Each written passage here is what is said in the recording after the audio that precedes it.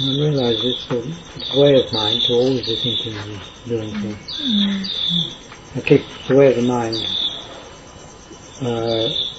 as we know it in body, 5 khandhas.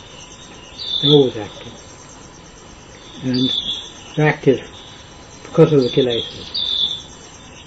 Even in the arahant, they're active because of the kilesas that he had before. It's set up the situation.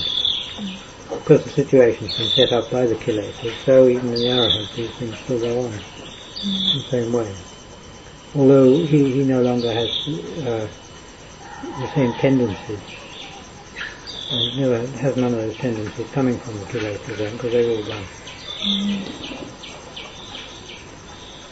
Sometimes when there's a sound, there's just a sound, but something aggravates. Is it the sankhara that puts together from memory and sound and things like that? But what gets aggravated actually? And what feeling. is it? Feeling. The thing is, you can say it's a sort of scenario that perhaps the sound comes in, that's received by vijnana. That's just bare sound. It's compared with sanya. That brings up the nature of the sound, and it also it will then go to feeling. Is this something I like or not? Or what is the associated context of this? What's the feeling tone of it? Is it pleasant or painful or what? Yes, but this doesn't aggravate. There's just the feeling. I can see the feeling, the sound that produced by this. No, but the aggravation is the feeling. Then another feeling, yes. Yeah. But there must be some step in between. There's the feeling of the sound itself. No, it's not the unpleasant feeling or pleasant feeling. Oh no, it's the thing is it's very fast. It's almost electronically fast. It goes through feeling, recognition, goes through vijnana, knows it. There's recognition with sanya, and feeling to test it against past experience. And the point is that with one sound like that, it probably goes through many, many times in the mind. It builds up, but if a situation is familiar, like the chickens talking, like that, if there's something familiar like, then the whole situation is all built up in memory, in sanya, and the whole thing comes up from the past. That will then predispose the mind to bring up the feelings associated with that, aggravation or whatever it is. And then the thoughts arise. And the thoughts arise, and those are the prime ones thinking, what shall we do with it? And then one reacts. The reaction takes place, and that's where the coming comes in. But sometimes there's the same sound. Sometimes it's non-aggravation, and sometimes it is. The thing is, it'll depend on the whole set of circumstances when it comes up like that. But at times you get some sort of, for instance, if one's doing the practice and one's very calm, well, that's a different condition from if one's a bit agitated. If one's a bit agitated and the sound comes up, then I think that's whereas if one's very calm like that, one just notices and thinks, oh, it's just a chicken. The thing one has to see is how the mind is all the time changing. I remember seeing in England once, so in the evening, sort of flies come up. There's hundreds of them just flying in the air, and they form patterns all the time, changing about. And it's like the chitter's like that. It's all the time, all the conditions going in. The conditions are like those flies.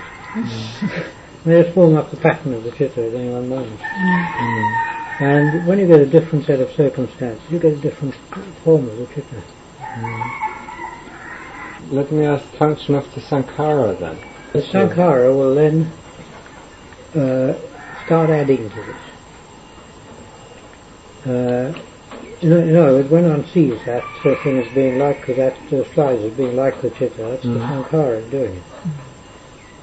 when one thinks about it, and one doesn't merely take it as just that experience, but any addition to that, where one sees it in relation to something else, or one sees it sees some Dhamma in it, or one wishes it was this or wishes it was that. That's all sankharas coming up. Sankharas always come up and modify, or they change it. They get into it, so to speak. To begin with, it's just experience. And does it arise as Vedana? Does it experience? Yes, definitely. Vedana is the tester. When we get some sensation coming in, we test it against Vedana, pleasant, painful or neutral. And in what way pleasant, painful or neutral, because there are many forms of Vedana.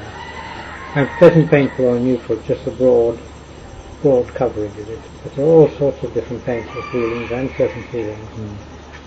Neutral feelings, I'm not sure. It's so complex.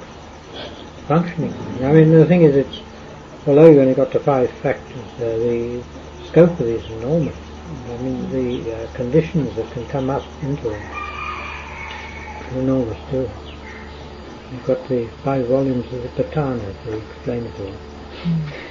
I've never read 5 volumes of Satipatthana? Really? No, Pañña. Pañña. Yeah. That's the 5th book of the Abhidhamma. Last book of the Abhidhamma.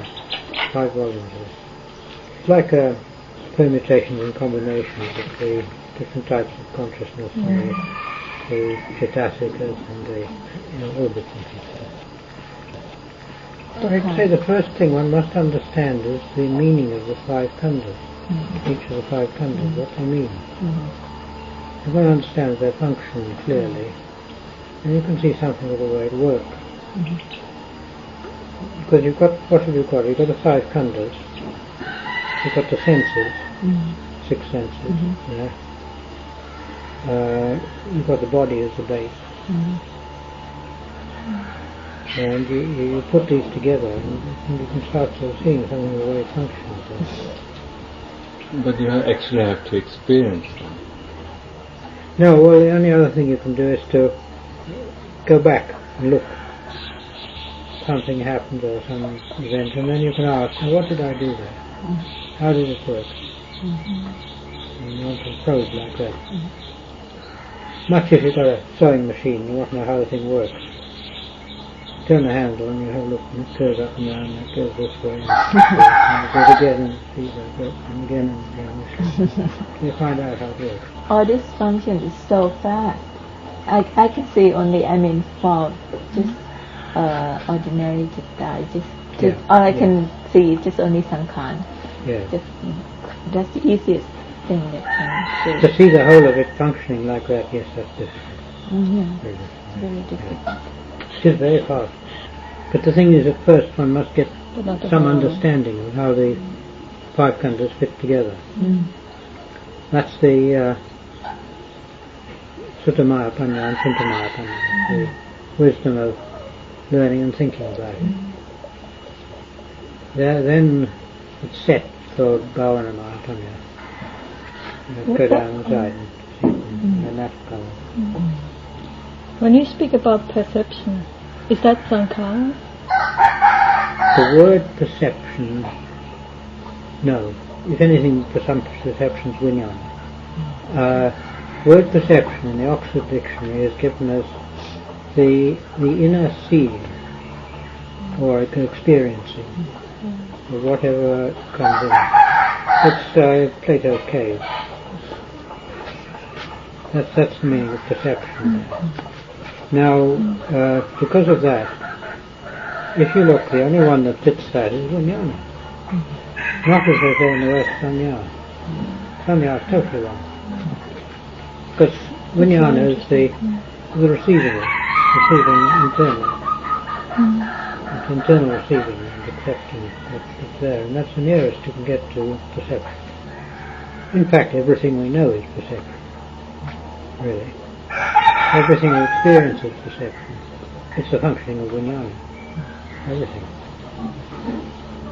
This is very amazing. But until we get to a position where we can accept that and realize that we have to think in terms of the external world and the usual way of thinking.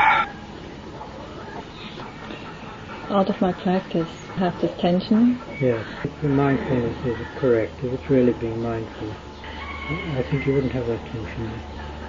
But the true mindfulness is difficult to get. That's inside. Yeah. That's in. It's like true mindfulness is a guardian on the door of the chitta. So whatever comes in through the eye, ear, nose, tongue, body, whatever comes in, the guardian knows it. Yeah, immediately. Yeah, it all comes into one place like that. And if you've got mindfulness there, you're mindful of everything. No question. And the experience of that is an experience of being completely integrated,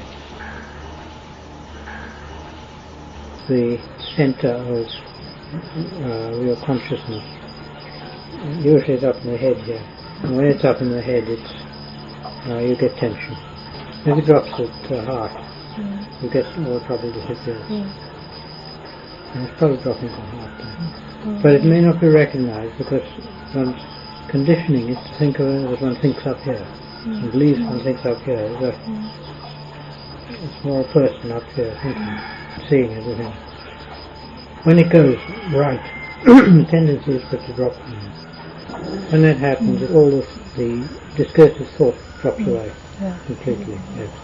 In fact, if you want to stop thoughts, that's the way to do it. Go down to the heart, all the solitude, go down inside, and thoughts stop.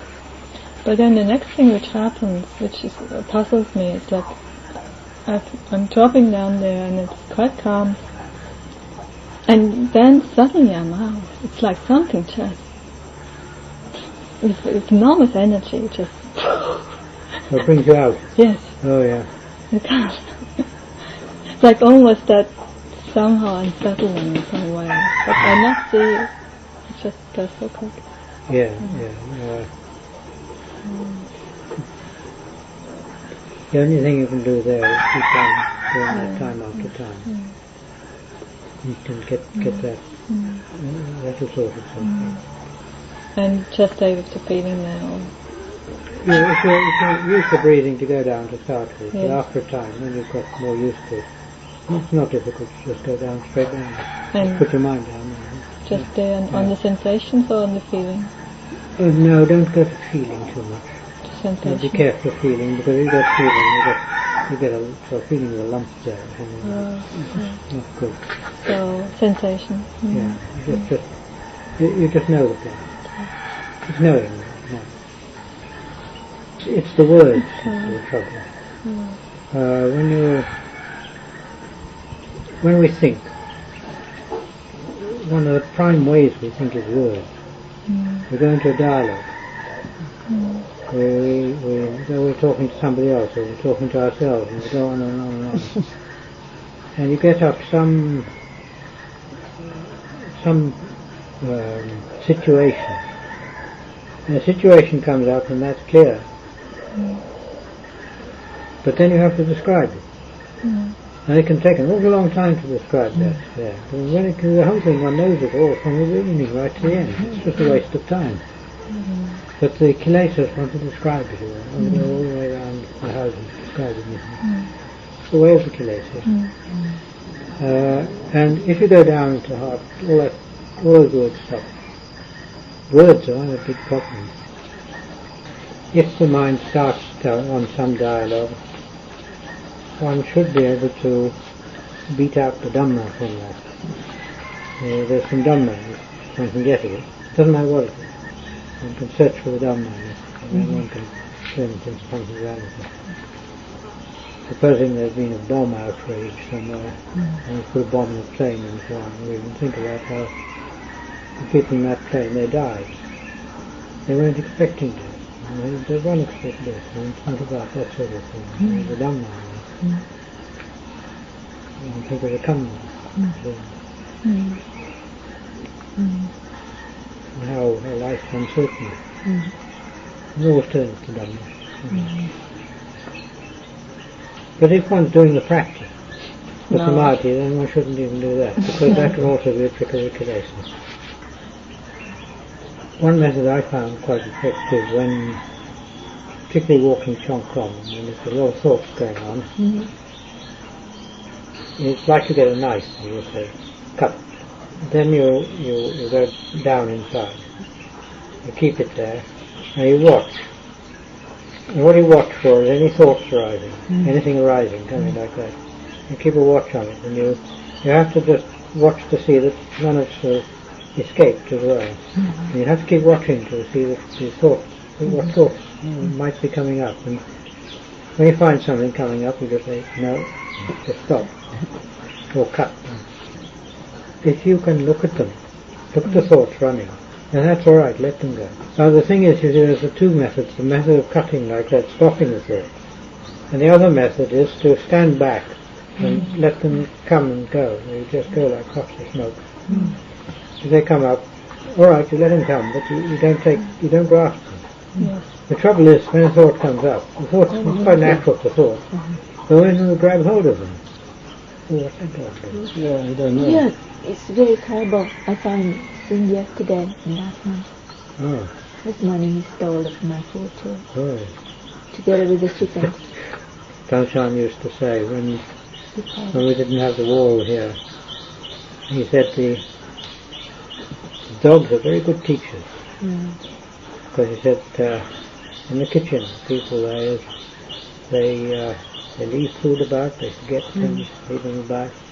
And the dogs go up and take them, and they tell them, look, you've not been careful. So in order to know when to do what, it's basically when one is able to stand back and let the thoughts run, and that's the best thing is stop the thoughts. Start with it anyway. Yeah, to start with, sure. But if you find they start coming and you can't stop them, okay, let them go, but then just keep watching them. Keep watching. And don't get caught up in it. The trouble is getting caught up in it. It's something intriguing comes up, and then immediately grabs it and starts off. And it runs on for ages. It's quite instructive to follow thoughts back, and when suddenly you find you're thinking of something, to then trace back, where did this come from? How do I start off on this? And you can trace it back and back and back. And you find that you saw a worm or something, and that started it off. Often one can't find the beginning. Yes, sometimes one can't trace it back, but it's like they're weak thoughts mostly. They're just jumbling, going on and on and on. When they become less weak is when a ramana, an emotional change comes into them. And then one, like, if you think of someone who made one angry or something of that sort, then that comes up, and then, oh, when he was there, I'd tell him this or say that, and then one gets caught up in it strongly. Not coming to it. One looks and sees all these thoughts are just like shadows coming. No substance in them. And yet they have a big effect on it. Creates karma all the time. Yes, they do, yes. That's the trouble. If one can stop the thoughts for long enough and keep the parikamma going, then if one gets calm, one will see how bad these thoughts are, and see the damage that they do. The most damaging things. And realize, I must stop doing it. Yeah, and then what I experience is when I'm calm, that I feel the flavor of the thought that want to arise. Yeah. So if I know the flavor, I say, no, I don't want it. Yeah. Yes. Yes, that's the sort of fundamental thing that gives rise to the thought. Then it comes up and up and up and up and up, and then it goes. But there's also the positive power of thought. and I have that feeling of jealousy coming up. Yeah. And what I'm doing at the moment, I'm okay, that's kind of thought of jealousy, and then I put the thought of mudita. Yeah. And it really changes my feeling, and I can that's really correct. feel That's Vishnu well, you know. And it feels really, it has an effect over time. I do it since some time now. Yeah, It really reduces the Mm. jealousy, and I see sometimes the thought of mudita comes straight, not after the jealousy. So that's really... This is the method of Majjhima Patipada, middle way, because you get something going on the side of the kilesas, and you have to put something on the other side to counteract it, and it brings it back to the middle. Ajahn, when talking about this 10 topic of talk, the last one is Vimuttiyan Tasana. Is that the kind of approval of the Vimutti one has got? Now, what I understand that to be, it's the actual seeing of the Vimutti. The jnana is, it's like Pañña, intuitive Pañña. You direct seeing, it's knowing. Direct seeing and knowing things. And, or something that comes in jnana comes up, you know it absolutely. If it's something in a function, you know that function is either correct or wrong. Straight away, you can't say why, you know. And this is the knowing perfectly well that Vimutti, the freedom, knowing it and seeing it. I suppose you could say really you get Pañña, and Pañña verges into jnana, when the Pañña becomes very strong into jnana. But it's, if I understand it rightly, it's that state where one knows, absolutely. No question about it, you know. If you're in the practice, something comes up, you know exactly what to do with it. No question, you don't have to sort of ask anybody, or you're not sure or anything like that, you know exactly what to do. But don't ask me why.ท่านอาจารย์ใหญ่ used to explain the words which I chant in Dhammacakkappavattana.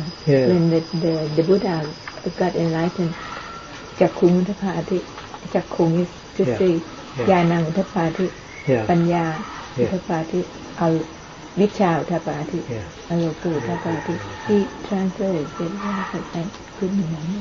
Yeah, I can't remember. But when he said, I just see what he said, it's correct, it's right. Believe in that, and then it's gone. They must be a series which comes up one after progression.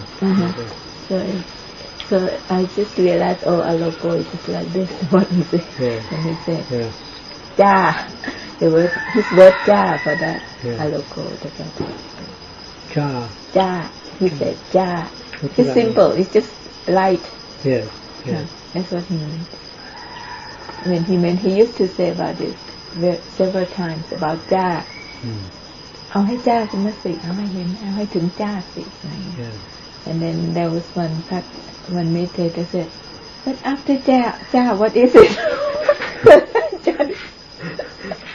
So I can know how one can interpret the word differently.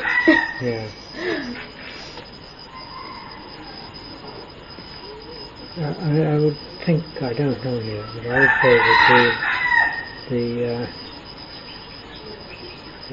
when one gets to that point, these are indicators. They're not the state itself. We shouldn't call it that. They're indicators. They're the phenomena that arise, the display.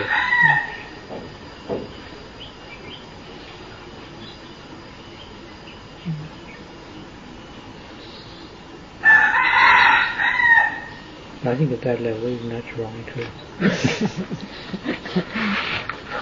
Not much I can say about it. How did you experience it? Also, I think the aloko uddapadi, that's not light as we think of it.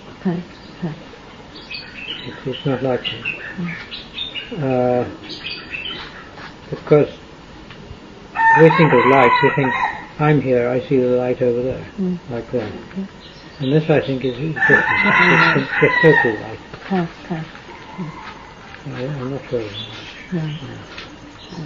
I know it's not the light from samadhi, that's for sure. No, it's not light from samadhi. It's quite different. Because Ajahn says, prior to that stage, prior to getting to the stage of arahant, presumably in the anagami stage, everything seems very bright. And this brightness, Ajahn said in the talk he gave, he said that this brightness, one wonders at it, and one still feels it seems so sort of miraculous, marvelous, like that. And he said how when one actually breaks through, one realizes all that is just he said like buffalo shit.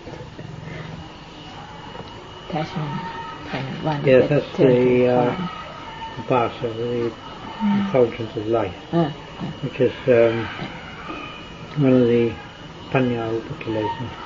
It's the obstructions of things that prevent Pañña coming up, the light coming up.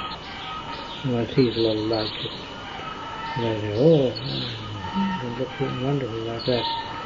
But it's really just something that's diverting one's attention. Language is necessary. It's a big field for distortion. One should study language a bit. I don't mean in grammatical form, but the way it works and the meaning. And see, it's just symbols. The whole thing, symbolic process. How we use language as symbols for things. We often think of an object. When we think of an object, we think of the word for the object, and that stands for the object. And that's all right when you have objects in the world, because we can actually show the things. But when you come to things like virtue, you can't show it just like that. When you come to things like samadhi, you can't show that. And because of that, it's very easy for people to misunderstand and to get wrong ideas, because they've never seen an object like samadhi. And if a person hasn't had a lot of experience, they can quite easily mistake what it means. This is one of the big troubles of anything like the developing of mind.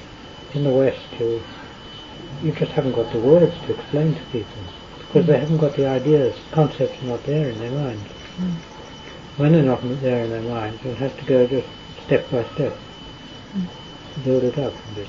But that can only be done with somebody who has experience and knowledge of what they're talking about. Otherwise, somebody who hasn't, they just go by the books. They don't know what they're talking about, and people who hear them don't know what they're talking about. Well, then maybe they think they do, and that's the trouble. It's better just to keep it at the word samadhi, and if people don't understand it, at least they don't know what quite what it means. I mean, if they don't know what it means, it's better than just assuming something which they haven't got the basis for. Words are very difficult in that way. But forท่านอาจารย์, I mean, when oneท่านอาจารย์, one master write or give a talk on it, he does it with citta coming up. So if one practice, one can catch that, whether they don't know quite well, understand the Thai or the language. Is that right? They have some power in it when you read or when you listen to the talks of that master. Yes, it can have an effect, no doubt about it. With somebody like Ajahn, because first of all, Ajahn knows exactly what he's talking about. And secondly, he is very skilled at putting it into language. And he puts it into such a form that people can get it. But that only comes about because he really knows what he's talking about. Somebody who doesn't can't do that. Even if they're skilled with language, they can't do it. They don't know what they're talking about. But no need to, but I mean, for some master who doesn't speak much like Luang Pu Chop, it's just a few words of him or his silence, can mean always answer things or suggest things. Or The dangerous suggestion is you never know what the person is going to pick it up as. Oh, yes. Different people will pick up a suggestion in different ways. Oh, yes. It depends. And it's always this difficulty of communication, because we have within us our own ideas, our own understandings. We have our own experiences. Now, in the way we convey things by speech, we have to bring them down to concept words, and then we have to actually put it out as spoken words. And they're just sounds. And our group will pick this up, and they then have to turn it into whatever they will inside themselves. What happens is they take that word and they then refer to sanya. They find out what their ideas about that word are in sanya. Now it just depends what their background is that they're going to pick up. I don't know. I mean, it's like, you can see it very easily, supposing feeling. How do you describe the feeling to someone else? Well, all you can do is give some experience that brings that feeling about.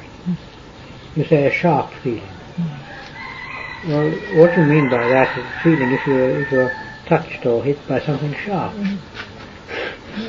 But it's not the feeling, that's an action external. Or a hot feeling. Again, you're contacted by something hot. Now, this is the only way we have of explaining to other people, and we have to rely on the other person picking up that and turning it into understanding.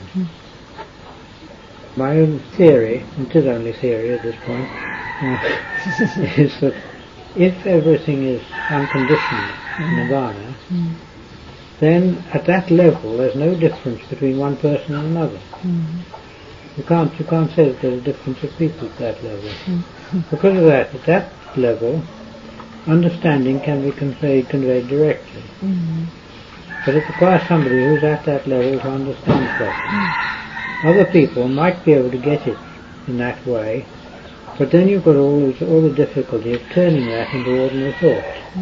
And because there are kilesas there, it again distorts.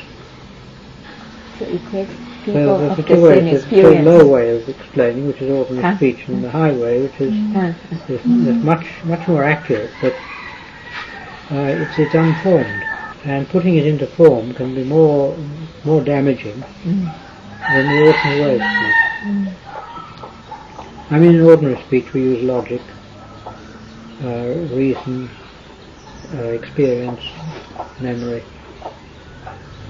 and although it's a bit of a makeshift, it can gradually give results.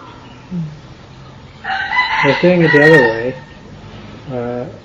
for the ordinary person, if they try that, they get into more from it. There's so much scope for the kilesas to get in this trouble.